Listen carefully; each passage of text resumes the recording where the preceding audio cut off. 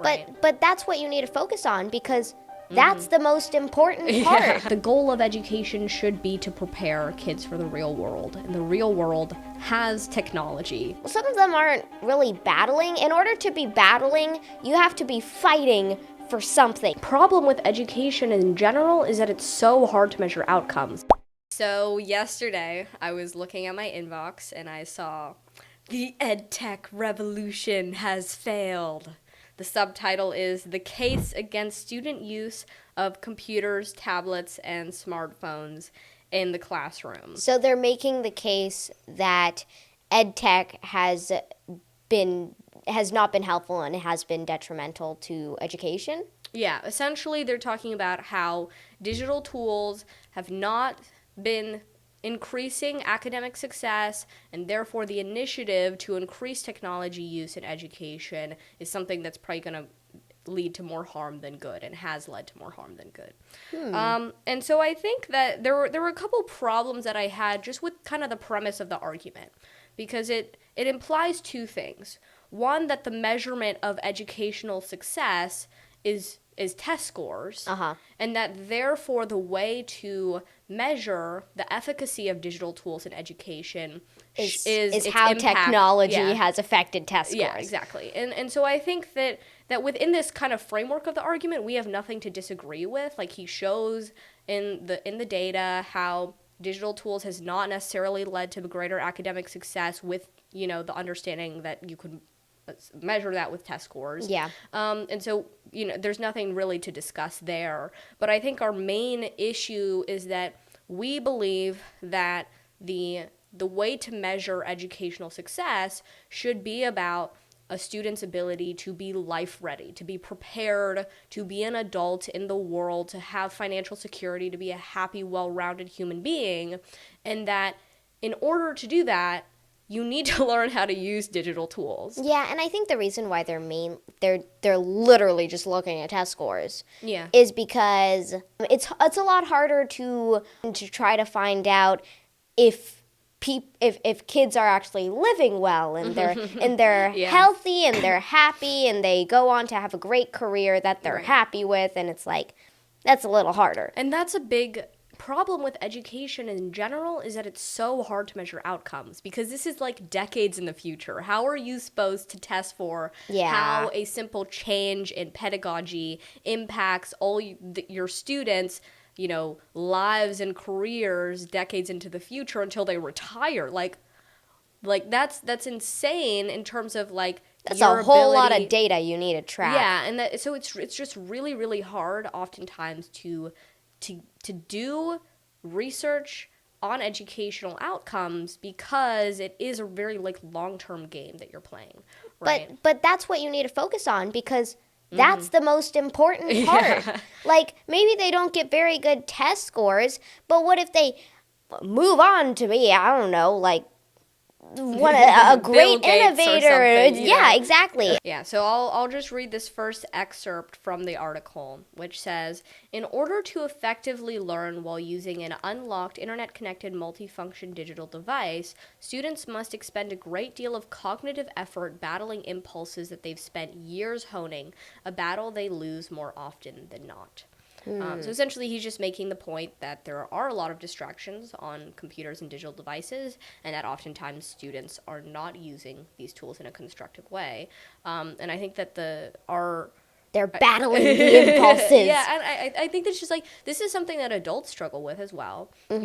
More than definitely. More than half of Americans admit to being addicted to and that's the digital people devices. who admit. Yeah, I would say a lot of people are struggling with this issue, including adults, and that's a big part of honing these life-ready skills of using digital devices is being able to battle those impulses. Everyone is battling the impulses constantly because of all of these different things fighting for your attention. Yeah. But I think the reason why they're talking about specifically about kids, where they're like, oh, the kids are battling the impulses, it's because some of them aren't really battling. In order to be battling, you have to be fighting for something. And that sounds really dramatic, but what I mean by that is that you actually have to really value your time enough to care about not falling for these impulses, not falling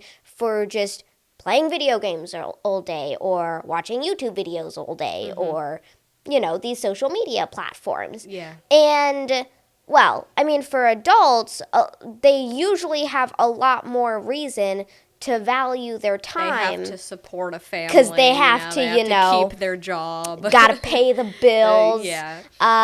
But with a lot of kids, the environment in school is like, okay, what do they have there that they really need to care about? Yeah, well, I think for a lot of kids don't care about what they're learning, and they also know that like all the facts that they're supposed to memorize are things that they could just look up on Google and ChatGPT. So I think increasingly it's really, really hard for these kids to be like, why shouldn't I play video games? Yeah, to really, really care about what they're doing, and it's like, okay, they're not going to battle really hard if they're not fighting for anything. Yeah. Potential is, he's talking about digital tools and saying that potential is what something could be, what it should be, what we hope it to be, not what it actually is. Essentially talking about like there is potential for these digital tools to be really helpful in education, but currently it's not there. And it's like technology is incredibly, like, it's already an amazing learning tool. So I think that the real problem is, like, why and how young people are using it. I think the reason why he's saying that is because, again, he's just looking in an incredibly small box that really doesn't need to be there, that really he shouldn't need to be focusing on.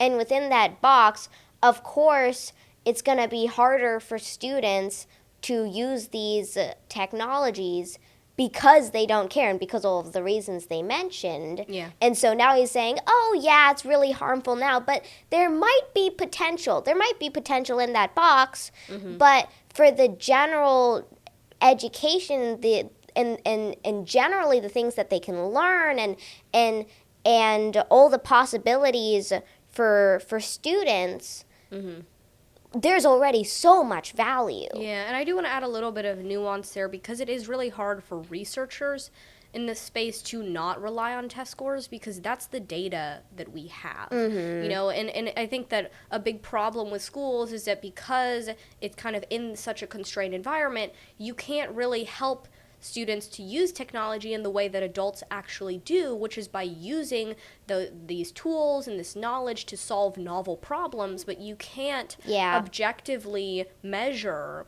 how good a student is at solving real new problems in the real world with so many variables and so many factors to consider.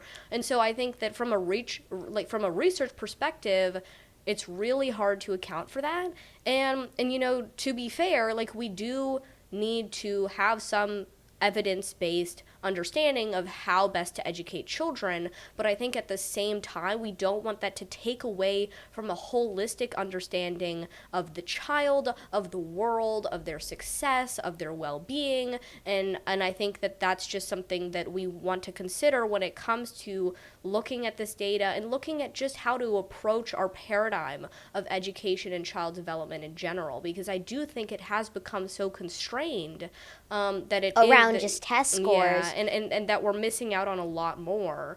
And so we're missing out on the most important part here. Yeah. So the next excerpt here, he mentions health insurance, taxes, video games, dating, marriage and divorce, mortgages, laundry, student loans, and a bunch of other things. He's saying, I mention these things to highlight that just because something is ubiquitous does not mean it needs to be explicitly taught in school. Well, I mean, one problem that I think a lot of parents that we've met have had is that schools don't really teach, these are some really, really important life skills. Yeah. And schools don't really teach them at all, or at least expose them and have conversations about them with these kids. I think it's because a lot of adults have trouble with it because it's not objective, so you can't test it. You can't test how to deal with a dating relationship, like when you have a partner, or Yeah. like maybe things aren't going well. There is no right answer as to how to approach that situation. Maybe the teacher's struggling with doing their laundry on time or something. Yeah, It's like, how are they supposed to instruct on that if it doesn't work for them? Right, yeah. So I think that you brought up a good point, and that's a big reason why these things aren't taught. But at the same time, if something is ubiquitous, that means it's part of life. And if the goal of education is to make sure a student is life ready, then like you probably want to address those things. Yeah, and you right? also want to make sure that the education system that they're in is very much like the world they need to be ready for. Mm-hmm. And that's just so not the case with these schools. Mm-hmm. So the next excerpt is, however, to argue that a topic should be taught is far different than arguing that all things should be taught through that topic. Through some linguistic alchemy, the argument we should teach computer skills has morphed into we should teach all skills through a computer. And so I think that, like, it's not necessarily that we should teach all skills through a computer, but a big part of learning computer skills is learning how to learn other things using a computer. What's the point of computer skills if you're not using the computer for anything? And I think that so much of what schools have become is more of a theoretical, here's the skill, like here's the tool, but not actually the application. And this is one of our 5 principles of learning, is teach to problems, not tools, which is like, I have a problem, I need to learn this or build this or solve this problem, and I can use computers to get there, but it's not like I'm just going to have some theoretical class about, in theory, here's how you do this, instead of like in practice, what are all the different problems and skills that I need to build. It's like if you had a hammer and you just practiced banging it like this, not really against anything or making anything, and then you're like, oh, there are all these chairs and stuff that need to be made, but we're not going to have you use the hammer for it. That's a separate class, right? Yeah. This is a quote in the article. Digital technology is linked to better student performance when computer software and internet connections help to increase study time and practice. So the author is saying, in case you missed it, let me rephrase that. Learning improves when students spend more time learning. And so I think here he's kind of drawing a linear correlation between learning and the time spent. And I would say, like, in school, when it comes to memorizing facts, that's pretty much like the case. Like, if you spend more time studying, you will get better grades, you will get better outcomes. It's pretty linear. Yeah, but I think the point of technology is automation and is leveraging your time. Mm-hmm. The whole point is that, like, I can spend a certain amount of time and effort and get potentially exponential results, right? Yeah. And so I think that because of that, when it comes to thinking about how to use digital tools, it's really more about the decisions that you're making, using critical thinking, making sure you're solving the right problems, asking the right questions versus just simply working hard. And schools really don't teach this at all. Because our education system, the general idea of it and the framework has not changed, and it was invented in the Industrial Revolution. Back then, it was very much linear, the amount that you got from the work that you did. Yeah. But now the world has changed, and it's like, okay, well, now you can, like, build an app or a game, and there's a fixed cost to it, but barely any variable cost to it, where you don't need to, like, keep making the game. Like, you make the game, you put a price on it, and then you can literally just sit on your booty eating popcorn, and it will make money for you. And there are so many examples of that in the digital age. Yeah. So, and also when it comes to, like, the use of computers when it comes to succeeding in school, like when you have access to a computer, you have access to, like, infinite information. You have so much access to different tools and knowledge, but that really is pretty useless if you're just studying for a test that only has a specific set of defined information that the teacher is testing you on. Yeah. Like having a ton of extra information doesn't do more than just distract you. Yeah, exactly. And so it's like, okay, you could see that information on a computer, but why do that if your teacher can just print out the information you need to know on a piece of paper, right? Yeah. In that environment, it doesn't really help you. I think that kind of when it comes to what is the actual solution, so because schools are so oriented towards test scores, all the educational platforms that they probably implemented and used is towards the purpose of helping students increase test scores. And so because of that, there's two things that we haven't measured, that we haven't tested, which is one, what is the efficacy of digital tools not focused solely on test scores, but on other sorts of metrics, right? As well as how do these digital tools impact metrics outside of test scores? And this is something that we've seen on WEquil App, which is the platform that we've built, is that it increases, it has amazing student outcomes that aren't based in test scores, like increasing their confidence. Students are publishing projects so they have a portfolio that they can look back on, and they're like, wow, I did so many cool things. And being able to have that record that they can look back on has been a huge confidence boost. And another thing is that it's increased their curiosity because they have access to projects from other students all around the world on all these different topics. So that it also shows that they're actually using their time for something really valuable. Yeah, exactly. And I think that also leads to a lot more empowerment, where because it's so easy for them to just start a community or create a project or create a product and sell it to other people, then they're like, wow, I can just do all of these things, and it's just, I have ownership of my life, and I can just do things. You know? I think the main three problems I see with this argument is, first, how it's framed, where we talked about how it's in such a small box of just test scores. And also that in order for kids to learn how to use their time wisely, they need to be able to have access to these distractions and learn to not use them. But in order for them to really be motivated to learn to not use them, they need to be in an environment where they actually value their time because they value what they do. Yeah, and so I think that, yes, technology can be harmful. That's not, a secret. There's a ton of distractions out there, and that's a big reason why we've built WEquil App and WEquil School, is how can we have a platform that has a lot of the main functions from other large platforms, including those being able to connect socially, but also being able to sell products and create classes and create your own content, but also in a safe environment where it's around people that actually care about you, and towards constructive purposes. And also WEquil School, where we're trying to teach kids how to actually use these tools in a constructive way, in the way that adults do, which is to create value and solve novel problems. Helping them become ready for life, ready for the world that they're going in, by exposing them to that world and helping them work through it. Exactly. The goal of education should be to prepare kids for the real world. And the real world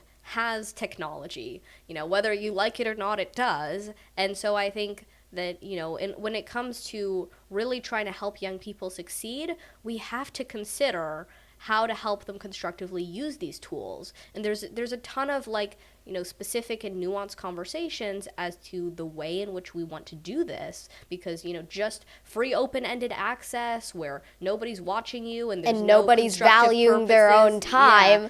No, that's not good, right? But being able to use these digital tools is an essential skill, and I don't think that we should discount that when we're thinking about the best way to use this technology in education.